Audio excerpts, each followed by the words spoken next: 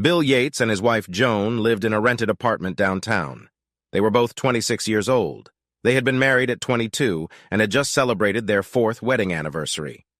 Bill was slender, 6 feet tall, with thick, wavy, light brown hair. Joan was 5'6", not as slender, but with a good figure. She had light brown hair and looked like a neighborhood girl who was out of place with the local boys. Bill was a plumber. He made good money because here in town no one could even clean a clogged drain. The work was more than steady. There was always plenty of work. Joan had just graduated from law school and had been hired at a mid-sized large firm. She was making good money, too, though not as much as Bill. Their marriage, by all accounts, was a good one. Of course, both were busy people, but they made every effort to see each other in and out of bed. Bed was almost always very pleasant, sometimes explosive. Joan had had several liaisons before meeting Bill. Bill was a little more experienced. Women seemed to be attracted to him.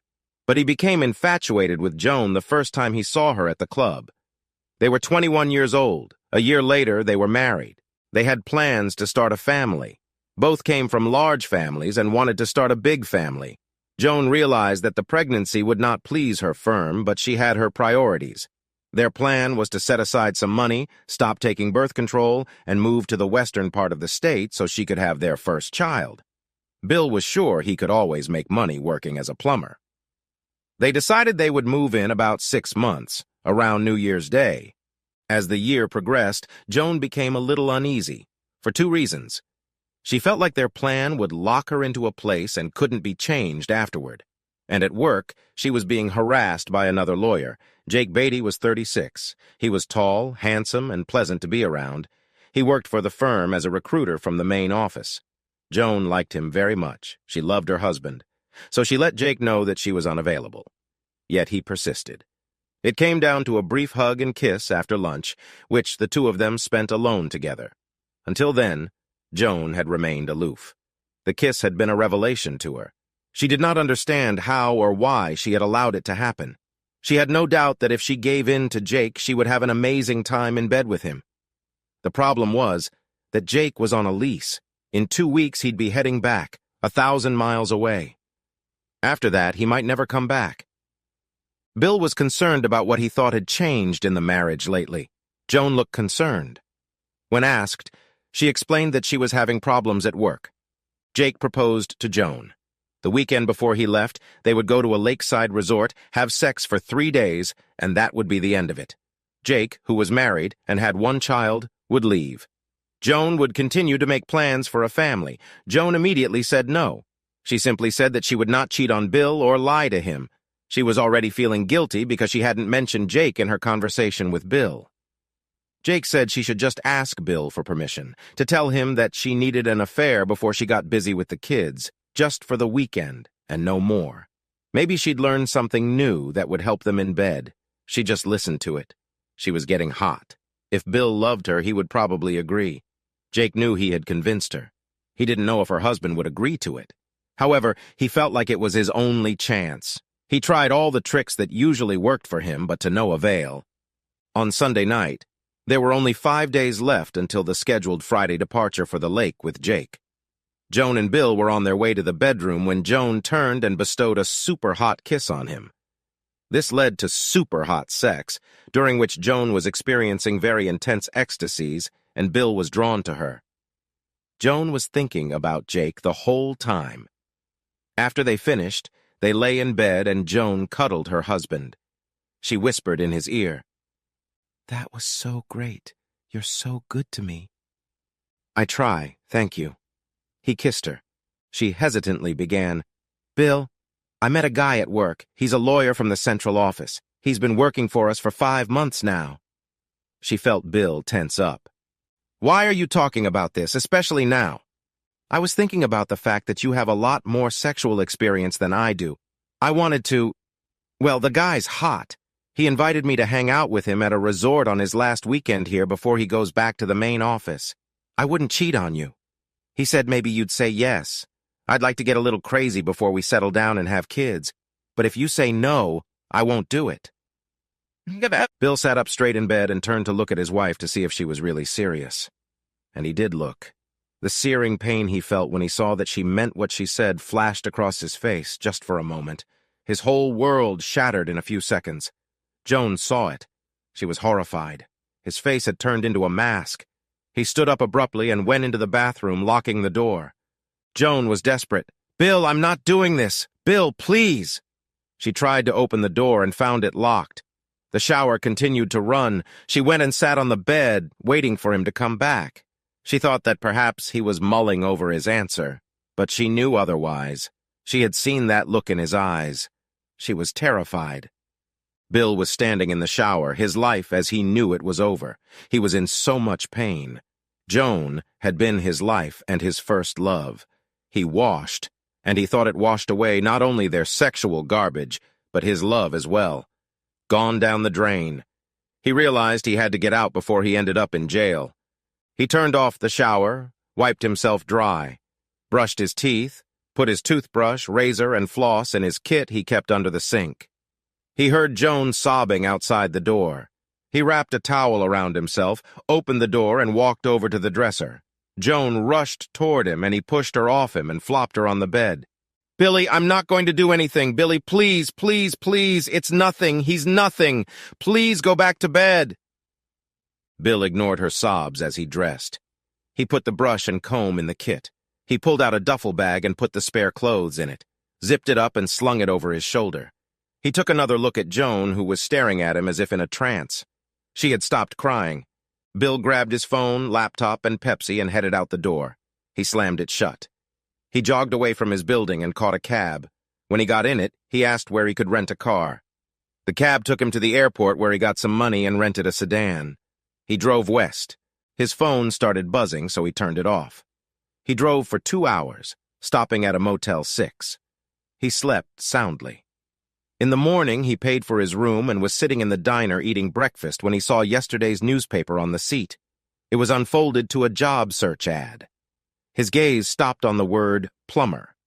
It was a job ad for one of the firms in Mountain City. He made the call. On the way to Mountain City, Bill took the battery out of his phone. He stopped at a convenience store and bought a cheap phone. He drove 50 miles to Mountain City, a town of 50,000 people. He found a plumber and got a job. It didn't hurt that the plumber was cute. Bill used his new phone and computer to take care of business. He notified his boss that he was quitting and sent his last check to his parents' house. He emailed his parents about what he had done and arranged for them to receive the check. He went to the bank and opened a new account. He then transferred the money from the old account to his parents' account. He emailed them about what to do with the money. He also made it clear that he did not want to communicate with Joan. He rented a room near his new job. The next day, he started his new job. In the morning, he arranged for a friend to monitor Joan's activities for a week. He noticed that Joan was emailing him. He opened a new email account. 20 emails arrived from Joan. They began with apologies. Gradually, they became desperate and then angry. He deleted them. Joan was furious for about 24 hours. She talked to Jake about what had happened. She told Jake that her husband had left her without saying a word. He was amazed and sympathetic. He said that Bill might have an epiphany. He asked her if she wanted to spend the weekend. She was flabbergasted that he asked that. "Are you out of your mind? My husband left me because I told him what you asked me to say. I love him. I was out of my mind to do that. Go away." Jake did leave. They never spoke again. On Saturday, Bill contacted his buddy who had been following Joan. She hadn't been out anywhere except at work and at home. Bill spent some time trying to identify the man Joan had offered to fuck. Jake Beatty, married with a kid. Bill got his address to use in the future. Another week passed and Bill's mother called. She wanted Bill to listen to Joan about rekindling the relationship. He refused. "She says she told you she's not going with this guy. Is that right?" "Yes, that's what she said." "Then why did you leave? You could have just said no." "Think to yourself, Mom. How could I be married to her when she wanted to sleep with another guy? That's not going to happen." "But she didn't do anything with him." "It seems like she did. I'll think about that. But right now I'm thinking about what happens to the next guy who hits on her." "Guys hit on her all the time. Maybe this one was really good at it. Give her a break." Bill settled into his new job. He moved into a 2-bedroom apartment a little farther from work and bought a motorcycle to get there. He liked riding it up into the mountains. 2 weeks passed. Bill's mother called again. "Bill, I'll tell Joan where to reach you. You need to work things out. You need to forgive her. She's never been one to beat around the bush." She might have, and she still might. She's obviously not happy. She's afraid to settle down, have kids. A lot of women have those feelings. I'm guessing most of them don't ask for weekend sex with a stud. At least she asked. She said she wouldn't do it if you said no. Anyway, she knows where you are. Bill called his buddy who was looking after Joan. He reported that Joan was living like a nun. She went to work, came home, grocery shopping. That's all his buddy saw. He drove by the apartment every day. Of course, he never went inside the building. Joan wondered if she should go to Mountain City or just call. Calling hadn't worked before. She took a week's vacation from work. She rented a car and headed northwest. She thought long and hard about what had caused Bill to react so violently to her request for an affair. When she'd approached him with the request, she'd thought he'd turn her down, and that would be the end of it. Or maybe he would let her go with Jake. When she thought it over, freed from the influence of her strong attraction to Jake, she realized Bill's pain, if not his complete reaction. If he allowed her to go with Jake, she thought, it would destroy their marriage. Bill would always wonder if he was a match for him, and nothing she could say would solve that problem. And what if he wasn't a match? That was the point. If Bill just told her no, he would always be wary of her because she was so attracted to the other man that she had asked Bill for a hall pass. Now it seemed to her that she had ruined the marriage just by asking for it. Maybe if she had the chance, she could repair the relationship. Bill's mother told Joan where he worked. She got to the store just after 1 p.m. There was a young woman sitting at a desk inside the building. Joan walked in. The woman looked at her and smiled. "Are you Joan, Bill's wife?" "Yes, how?" "He said you might show up unannounced. He asked me to give you this." It was just a piece of paper with an address on it. At the bottom it said 6:30. "Did he say anything else?" "No, it's just that it's his apartment. I think he was going to get a pizza, maybe a beer." "Okay, thanks." "Good luck." "Bill's a good guy. I think he was in a lot of pain when he got here. He's also a really good plumber. I'd hate to lose him." "I wouldn't either." Joan smiled. "What's your name?" "Holly Masterson. It's my business from my father. You know, I realize Bill has to come to terms with his relationship with you. If it doesn't work out, I'll pursue him. For now, I'm holding back." "I hope you never get that chance. We'll see."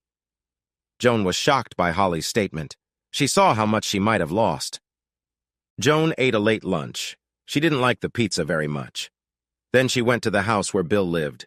It was very different here than in the city. It had a parking lot and a balcony. It was 4:30 in the evening. Joan sat at the picnic table and watched the life around the apartment complex. There were a lot of kids outside after school. It was nice to watch them play. She was starting to get depressed because she thought she had probably missed her chance at a family with Bill, and after all, he was the only one she wanted. For that. Bill pulled up on his motorcycle at 6:10 p.m. At first, she didn't recognize him because of his helmet, but then it was off. She crossed the road and called out to him, "Bill, Bill, over here!" Bill turned and saw her. His heart jumped. He had been nervous all day, not knowing what to do. When she approached him, he turned, walked her into the building, and opened the door to his apartment. He was cleaning it thoroughly when his mother told him Joan might show up. When the door closed, Joan turned to face Bill. She was crying quiet tears. I'm so sorry," she sobbed. "Why did you do that? I've never been more devastated in my life than the moment you wanted him." "I know. As soon as I saw your face, I realized what a huge mistake I'd made. If only I could take back that moment." "But why? Did you really think he'd be so much better than me at sex that it was the thrill of a lifetime, and then go back to boring old Bill?" "I was just afraid. I was afraid of never being a mom." "Not getting great sex with a stud boyfriend? You were afraid you'd miss out on everything?" Bill was bitter. "Bill, I was really drawn to him. He was handsome and older. He promised me the best sex of my life, something I would remember forever. I believed him. I'm sorry. The sex we had before I ruined our lives was fantastic. Sex can't get any better than that. It was sex with me while you were fantasizing about him, right? Joan lowered her eyes. That's right. I can't deny it. If we got back together, would you fantasize about Jake while we were doing this? No. No, I've sent him to hell. I guess everyone has their fantasies. You probably have yours. How about your boss, Holly? She's so sexy, even in baggy jeans. I bet you dream about her. Maybe I am, but well, I know we all have fantasies. Holly hasn't been out of my head lately. I would never suggest you go away with her for a weekend of passionate sex. Better than you could have done. Oh, shit, I know you wouldn't. I fell under Jake's spell. I never believed you'd let me have Jake. But you should have asked. Maybe you'd get permission. You were really hoping for it. Yes, I can't deny that. I'll think about it. I'll order a pizza. There's beer in the fridge. The pizza arrived 20 minutes later. They drank beer while they waited. Joan asked Bill about his job and apartment. She also asked about Mountain City. She was especially interested in his motorcycle. She said she had never thought of it that way. I like to ride. I rode in high school, on a smaller motorcycle. Whatever we have going on, I'll take you for a ride. They ate the pizza when it arrived. Joan was hungry despite the late lunch. I'd like a ride, Bill. Joan stood up and held out her hand to Bill. When he stood up, she wrapped her arms around him and kissed him. A hot kiss, with her tongue. Bill hadn't had sex since that night. Joan hadn't either. Bill didn't care about that. Joan pulled away from him and removed her dress.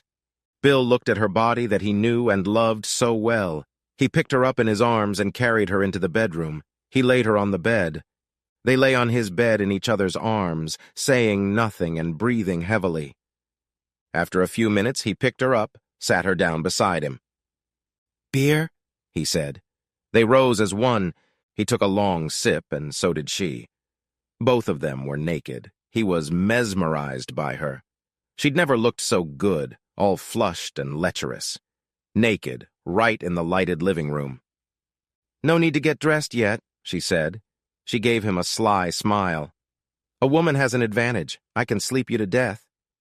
She took another sip of beer. She pushed him down on the couch. They began a long, slow sex session with plenty of kissing. Then he collapsed back onto the couch. You win. There will never be another like you for me. He'd said it and meant it. She had spared him the pain, at least for a while.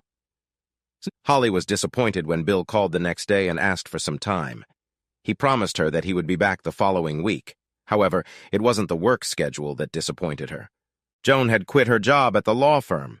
She moved in with Bill in Mountain City and took a job with a real estate firm. A year passed before Joan gave birth to their first child, little Mary, named after Bill's mother. In the end, her intervention did much to save the situation.